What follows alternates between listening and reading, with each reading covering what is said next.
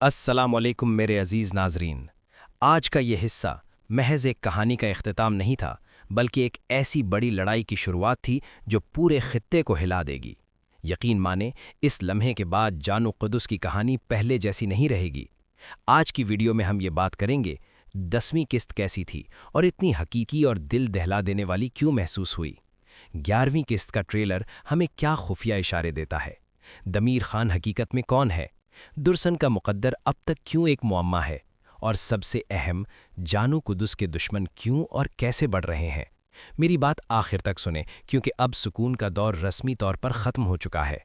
10वीं किस्त ने दिल पर गहरा असर छोड़ा। ये किस्त इसलिए ताकतवर थी क्योंकि ये मसनूई नहीं, हकीकत के करीब थी।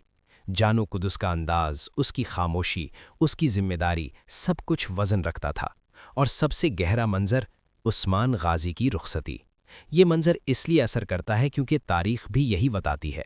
उस्मान गाजी शदीद बीमारी का शिकार हो चुके थे। कमज़ोरी, थकन और खामोशी उनके वजूद पर गालिब आ चुकी थी। जब बरसा फतह हुआ और ये खबर उस्मान गाजी तक पहुंची, तो कुछ ही अरसे बाद वो इस दुनिया से रुखसत हो गए।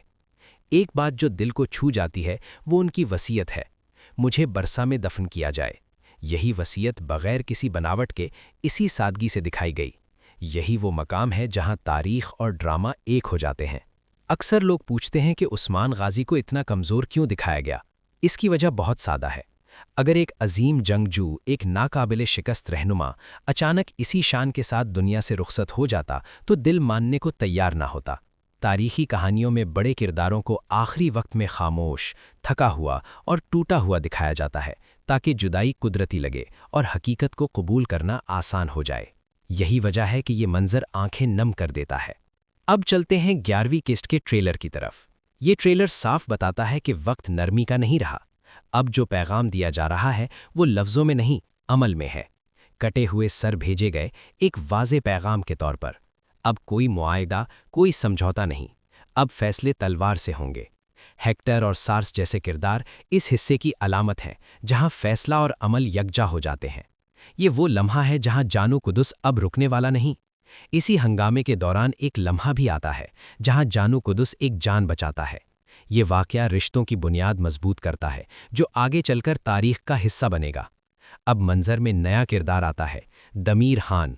ये आम इंसान नहीं, आंखों में गुरूर, आवाज़ में एतमाद और सोच में इक्तदार की भूख। इसके अल्फाज साफ हैं, बरसा किसी चरवाहे को नहीं दिया जाएगा। ये वो लोग होते हैं जो शक्ल से अपने लगते हैं, मगर इरादों में सबसे खतरनाक। कहानी अब एक नए मरहले में दाखिल हो चुकी है।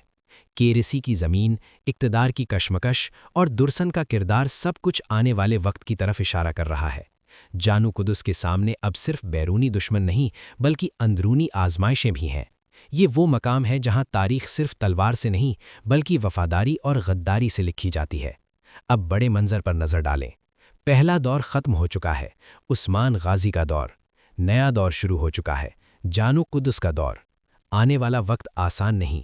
रास्ते में कई महाज होंगे, कई आजमाइशें और कई ज़ख्म। सबसे ख़तरनाक दुश्मन वो नहीं जो सामने खड़ा हो, बल्कि वो होता है जो हमारे साथ चलता हो। यही वो हकीकत है जिसका सामना जानू कुदस अब करेगा।